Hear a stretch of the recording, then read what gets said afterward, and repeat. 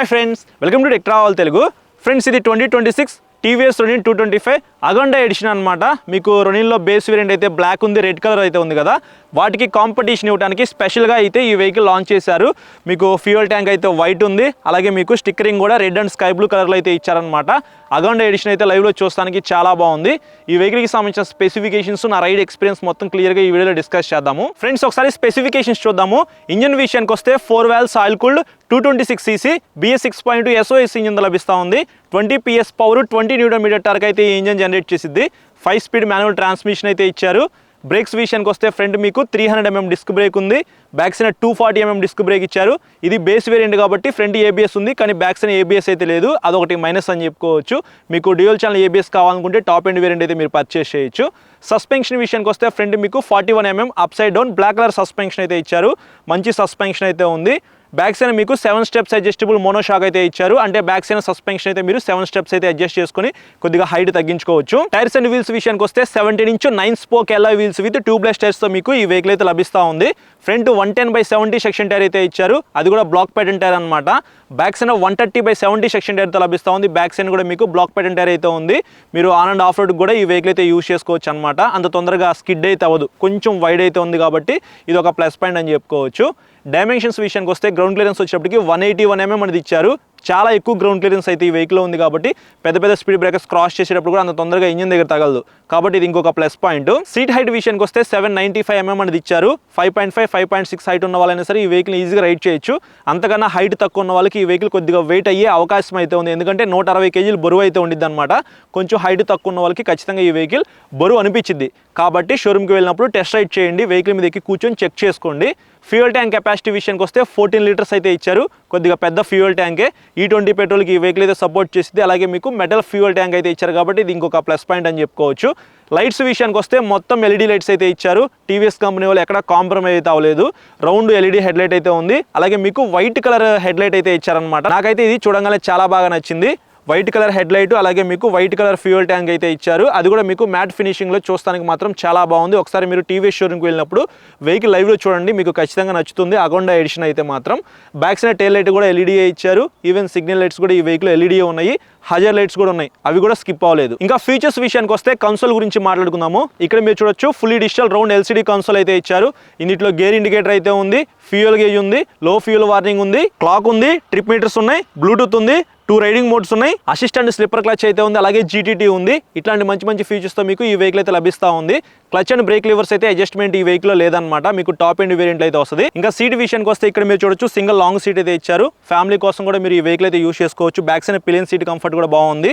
Cushioning అయితే కొద్దిగా update చేశారని చెప్పుకోవచ్చు, కొంచెం స్మూత్గా అయితే ఉంది.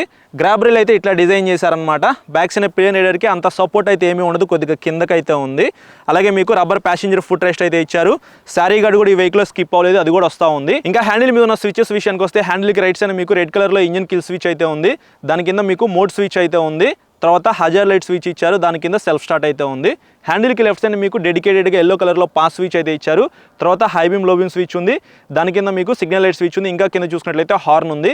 ఇవి మనకి హ్యాండిల్ మీద ఉన్న స్విచెస్ అయితే. స్విచెస్ క్వాలిటీ కూడా పర్వాలేదు, బాగానే ఉంది. టాప్ స్పీడ్ విషయానికి వస్తే ఈజీగా 120 km పైనే వెళ్ళగలదు.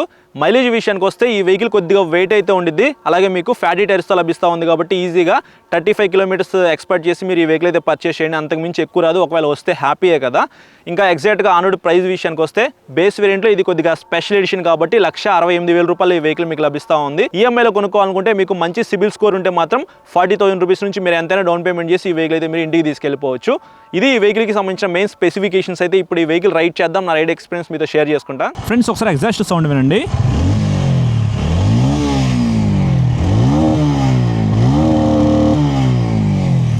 Buttery smooth engine.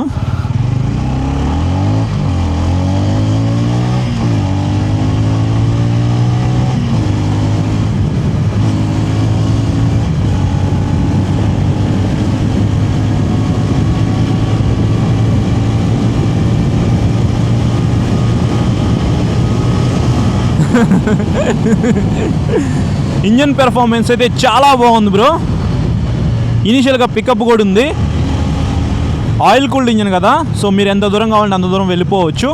20 PS power 20 Nm torque అయితే ఇచ్చారు కాబట్టి పెర్ఫార్మెన్స్ అయితే బాగుంది. కాకపోతే ఇంకొక 2 Nm టార్క్ ఉంటే మాత్రం అదిరిపోయేదన్నమాట. కానీ లోకల్లో తిరగడానికి అప్పుడప్పుడు లాంగ్ రైడ్స్ వెళ్ళే వాళ్ళకి ఈ పవర్ అంటార్కి అయితే సరిపోయేది. గేర్లు వేసేటప్పుడు కానీ తీసేటప్పుడు కానీ ప్రాబ్లం అయితే ఏమీ లేదు. ట్రాన్స్మిషన్ కానీ క్లచ్ కానీ బటరీ స్మూత్ అనమాట. ఎంత స్మూత్ ఉందంటే సింగిల్ ఫింగర్తో కూడా మీరు క్లచ్ అయితే ప్రెస్ చేయొచ్చు. అలాగే గేర్లు డౌన్ చేయొచ్చు. గేర్లు డౌన్ చేసినట్టు కూడా మీకు తెలియదు, అంత బాగుంది ట్రాన్స్మిషన్ అయితే. కాకపోతే 226cc ఆయిల్ కూల్డ్ ఇంజిన్ కదా, 6th గేర్ ఉంటే బాగుండేది. హై స్పీడ్ వెళ్ళినప్పుడు మాత్రం లిటిల్ బిట్ వైబ్రేషన్స్ అయితే మీరు నోటీస్ చేస్తారు. 5 గేర్స్ ఉన్నాయి కాబట్టి. సో అదొకటి నాకు మైనస్ అనిపించింది. కన్సోల్ కూడా కొద్దిగా ఇట్లా పక్కగా అయితే ఉంది. మిడిల్లో పెడితే సూపర్ ఉండేది. బట్ కన్సోల్ విజిబిలిటీ బాగుంది. గేర్ ఇండికేటర్ అయితే ఉంది. క్లాక్ ఉంది. 2 రైడింగ్ మోడ్స్ అయితే ఉన్నాయి. సో ఇక్కడ మీరు చూడొచ్చు అర్బన్ మోడ్లో మనం ప్రజెంట్ వెళ్తున్నాం అనమాట. ఇందాకైతే రెయిన్ మోడ్లో రైడ్ చేశాను. ఇప్పుడు అర్బన్ మోడ్లో మనం రైడ్ చేద్దాము. సీట్ కంఫర్ట్, హ్యాండిల్ కంఫర్ట్ అయితే అదిరిపోయింది. రిలాక్స్డ్గా కూర్చొని మీరు ఈ వెహికల్ అయితే రైడ్ చేయొచ్చు. సీట్ కుషనింగ్ కూడా కొద్దిగా అప్డేట్ చేశారు. నాకైతే మాత్రం మెత్తగానే ఉంది, మరి అంత హార్డ్ అయితే లేదు. సో లాంగ్ వెళ్ళేటప్పుడు మాత్రం సీట్ కంఫర్ట్ అయితే బాగానే ఉండిద్ది. రిలాక్స్ పొజిషన్ అనమాట. బ్రేక్స్ కూడా 2 గుడ్ ఉన్నాయి. బ్యాక్ సైడ్ మీకు 240mm డిస్క్ బ్రేక్ ఇచ్చారు. జనరల్గా మనం 230mm డిస్క్ బ్రేక్ చూస్తాం కదా, కానీ దీంట్లో కొద్దిగా పెద్ద డిస్క్ బ్రేక్ అయితే ఇచ్చారు కాబట్టి బ్రేక్స్ ప్రెస్ చేసిన వెంటనే వెహికల్ అయితే ఆగుతుంది. ఫ్రంట్ ఏమో మీకు డిస్క్ బ్రేక్ పెద్దది ఇచ్చారు, 300mm సైజు. సో యూటర్న్ చేసేసుకొని షోరూమ్ దగ్గరికి అయితే వెళ్ళిపోదాం. ఆ రోడ్ అంతా మనకి అంతేం బాగోదు. సో అక్కడ సస్పెన్షన్ చెక్ చేద్దాం. ఇక్కడ నుంచి మనకి గతుకుల రోడ్ అయితే ఉండిద్ది అనమాట. ఇంజన్ పుల్ అయితే బాగుంది, కానీ ఇంకొక 2 Nm టార్క్ ఎక్స్ట్రా ఉంటే మాత్రం అదిరిపోయేది బ్రో. నాకు అదొకటే డిసప్పాయింట్ అనిపిస్తుంది. కానీ ఎవరైతే 125, 150cc వెహికల్స్ రైడ్ చేసి అప్గ్రేడ్ అవుదాం అనుకుంటున్నారో వాళ్ళకైతే ఈ పెర్ఫార్మెన్స్ నచ్చుతుంది. మీకు 41mm up side down suspension అయితే ఇచ్చారు. సస్పెన్షన్ కూడా బాగా పెర్ఫామ్ చేస్తూ ఉంది.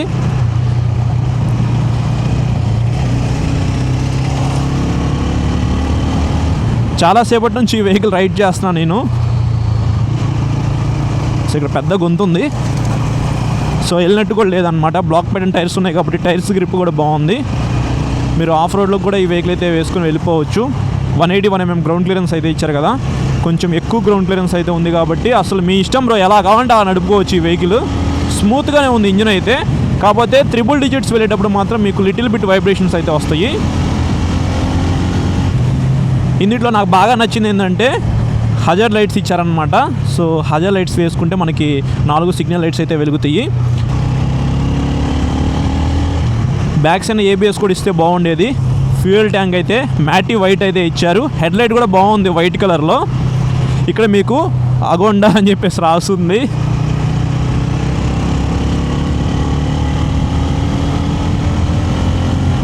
ఎల్లో కలర్లో డెడికేటెడ్గా పాస్ స్విచ్ ఇచ్చారు బ్రో. ఎప్పుడైనా మనం వెహికల్ రైడ్ చేసుకుంటే ఎవరైనా ఓవర్టేక్ చేయాలనుకుంటే మాత్రం ఎదురొచ్చే వాళ్ళకి వార్నింగ్ లాగా ఈ పాస్ స్విచ్ అయితే కొట్టచ్చు అనమాట.